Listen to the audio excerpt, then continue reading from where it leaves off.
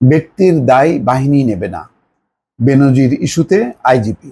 নেওয়া উচিত না, এই কথাটাই তো গণমাধ্যম সহ সবাই বলছেন যে কারোর ব্যক্তিগত দুর্নীতির দায় কোনো প্রতিষ্ঠান নিতে পারে না, কোনো বাহিনী নিতে পারে না। তাহলে পুরো বাহিনী প্রতিষ্ঠান নিয়েই তো একটা প্রশ্নের সম্মুখীন হয় এবং তাদের ভাবমূর্তি নষ্ট হয়। একটা করাপ্ট লোক যার শত শত বিঘা জমি, বিপুল পরিমাণ সম্পদ, এটা তো স্বাভাবিক না।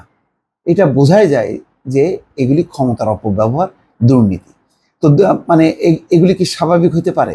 একজন আইজিপির যে পরিমাণ সম্পদ আমরা দেখলাম বেনজির আহমেদের, আরও তো আইজিপি বাংলাদেশে আসছে গেছে, কই কারো তো বিষয়ে এরকম দেখা যায়নি। হ্যাঁ, এমন না যে এর মধ্যে কেউ না কেউ মানে একেবারে ধোয়া তুলসী পাতা কেউ হয়তো না, আবার সত্যি সত্যি একেবারে সৎ জীবনযাপন করছেন পুলিশের এমন অনেক কর্মকর্তা আছে। এখন যদি কোনো বাহিনী বা কোনো প্রতিষ্ঠান বা অ্যাসোসিয়েশন যদি দায়িত্ব নেয়, বলে যে না এই সমস্ত ব্যাপারে রিপোর্ট করা যাবে না, এগুলি করলে আমাদের ভাবমূর্তি নষ্ট হবে, সাংবাদিকদের কেয়ারফুল হইতে হবে, তারা যাতে সাংবাদিকতার নীতি অনুসরণ করে রিপোর্ট করে, এগুলি বলার দরকার নেই। আপনার যদি কোনো সমস্যা থাকে কেউ চ্যালেঞ্জ করুক, যেমন বেনজির আহমেদ চ্যালেঞ্জ করেছে। তিনি যখন কি গণমাধ্যমে উঠলো রিপোর্টগুলো, তখন তো লাইভে তিনি বক্তব্য রেখেছেন, চ্যালেঞ্জ দিয়েছেন। তারপরে যখন কি লিগাল অ্যাকশন হলো, তখন তো তিনি দেশ ছেড়ে চলে গেলেন 4 মে। তিনি তো পারলেন না, ফাইটটা দিলেন না। এই যে এখন তার ওই তালা ভেঙে তার ফ্ল্যাটগুলো দেখবে ম্যাজিস্ট্রেট, তারপরে বিভিন্ন পরিদর্শক নিয়োগ করা হচ্ছে, রিসিভার, তার সম্পত্তি দেখাশোনার জন্য। তো তিনি যে এসে বলুক না কেন যে এগুলো আমার বৈধ, তিনি পাল্টা চ্যালেঞ্জে যাক। দুদকের মুখোমুখি হলেন না কেন? দুদক তো 2বার সময় দিল, 2 দফা হাজির হলেন না কেন? হাজির হলেন না।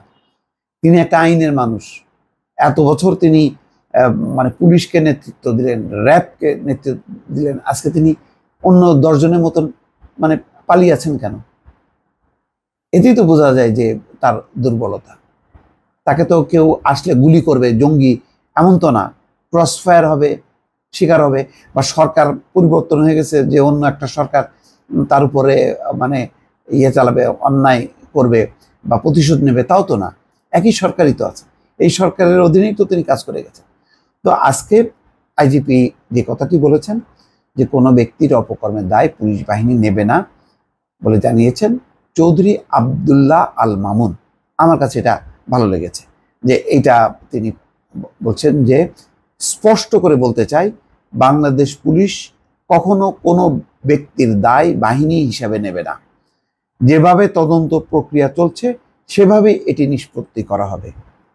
খুব চমৎকার বক্তব্য। এই বক্তব্যটাই তো অ্যাসোসিয়েশনের বলা উচিত ছিল। তিনি বলছেন, শুদ্ধ অভিযান প্রসঙ্গে বলেন, কোনো প্রতিষ্ঠান, সংস্থা বা বাহিনী প্রতিনিয়ত স্থবির থাকতে পারে না। প্রতিনিয়ত অপরাধের বহুমাত্রিকতার কারণে অপরাধের ধরন পরিবর্তনের সঙ্গে সঙ্গে আমরা পুলিশ বাহিনীকে আধুনিকায়ন করছি, যাক সেটা অন্য প্রসঙ্গে। কিন্তু এই কথাটা তো একটা চমৎকার কথা। বাংলাদেশ পুলিশ কখনো কোনো ব্যক্তির দায় বাহিনী হিসেবে নেবে না। যেভাবে তদন্ত প্রক্রিয়া চলছে সেভাবে এটা নিষ্পত্তি হবে। এটাই তো আইনের প্রক্রিয়া, যেটা বর্তমানে আইজিপি বলছেন। এই কথাটা কেন সবাই বুঝতে পারলো না বা অনুধাবন করতে পারলো না?